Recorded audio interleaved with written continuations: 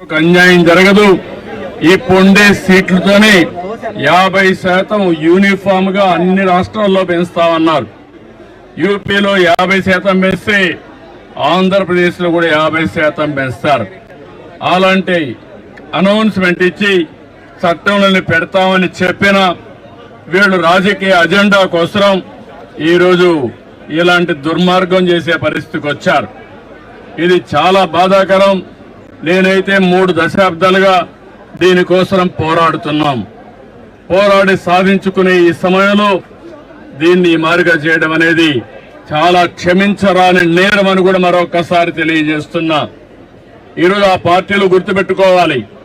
ఏ ముఖం పెట్టుకొని రేపు ఆడబిడ్డల్ని ఓటు అడుగుతారని అడుగుతున్నా. ఆడబిడ్డలంటే అంత చులకనని అడుగుతున్నా. అంటే ఆడబిడ్డల్ని ఇంటి వరకే పరిమితం చేయాలన్న అహంకారంతో ఇలాంటి దుర్మార్గమైన కార్యక్రమానికి దోహదం చేశారు. అందుకే నిన్న ఒక విద్రోహ దినం ప్రతి ఇంటికి తీసుకుపోవాల్సిన అవసరం ఉంది. ఈ రోజు మాత్రం ఇక్కడ ప్రారంభం. నేను స్వచ్ఛ ఆంధ్రప్రదేశ్ ప్రోగ్రామ్ ఇక్కడికి వచ్చినప్పుడు నేను మార్నింగ్ అనుకున్నాం, మిత్రపక్షాల ముగ్గురం కలిసి నేను వచ్చే మునిపే పవన్ కళ్యాణ్ గారితో మాట్లాడాను. ఆయన ఇక్కడ లేరు కాబట్టి వాళ్ళ ప్రతినిధిగా దుర్గేశం గారు వచ్చారు. ఇంకో పక్క మాధవ్ గారు విజయవాడలో ఉంటే ఆయన కూడా వచ్చారు. మా 3 పార్టీలే కాదు, అన్ని పార్టీలు గుర్తుపెట్టుకోవాలి. మహిళల్ని మీరు ఓటు అడగాలంటే మహిళా సాధికారత కోసం మీరు కూడా అడ్డంకులు సృష్టించకుండా ఉండవలసిన బాధ్యత, కర్తవ్యం మీ పైన ఉందని హెచ్చరిస్తున్నా. ఇది చాలా బాధేస్తుంది.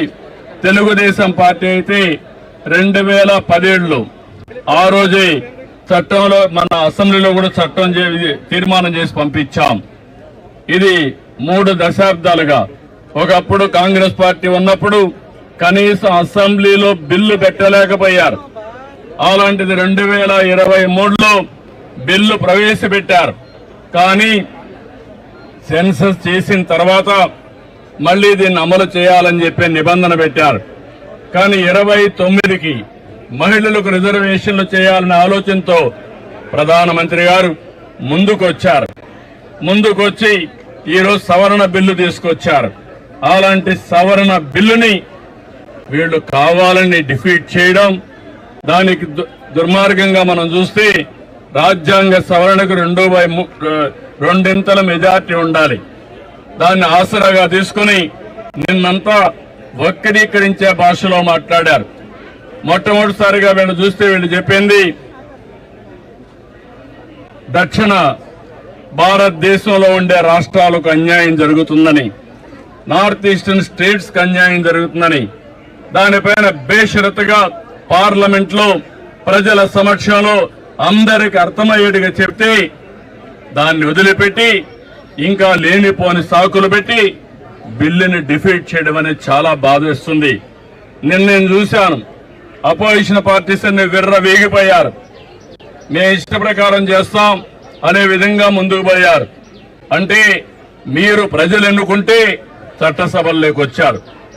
అలాంటి మీరు ప్రజాహితం కోసం, మహిళా సాధికారం కోసం మీరు చట్టాలు చేయాల్సింది పోయి మహిళా ద్రోహం చేస్తూ దేశ ద్రోహం చేసే పరిస్థితికి వచ్చారు. ఇది మంచి పద్ధతి కాదు. మహిళలంటే అబలులు కాదు. ఆ విషయం కూడా గుర్తుపెట్టుకోవాల్సిన అవసరం ఉంది. ఈరోజు పంచాయతీల్లో 50% ఉన్నారు.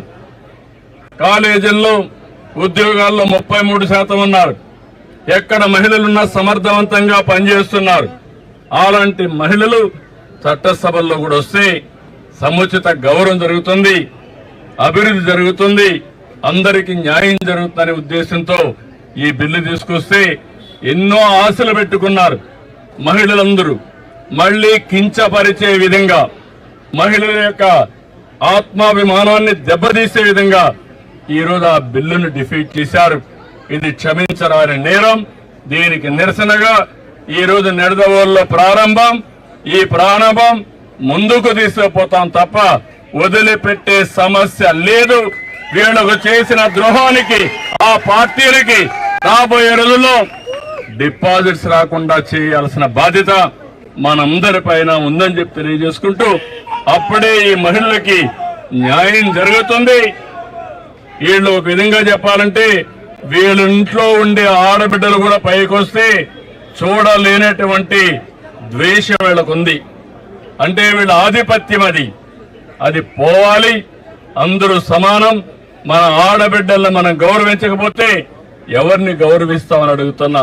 కాబట్టి దీన్ని చాలా తీవ్రంగా ఖండిస్తున్నా, గర్హిస్తున్నా. ఈ విషయం గుర్తుపెట్టుకోమని వాళ్ళు హెచ్చరిస్తూ రేపటి నుంచి దేశం మొత్తం తీసుకెళ్తాం, ప్రతి ఇంటికి తీసుకెళ్తాం, ప్రతి ఒక్కరిని చైతన్యం చేస్తామని మరొక్కసారి విజ్ఞప్తి చేస్తూ అందరికీ నమస్కారాలు. అందరూ సహకరించమని మనస్ఫూర్తిగా కోరుకుంటున్నా.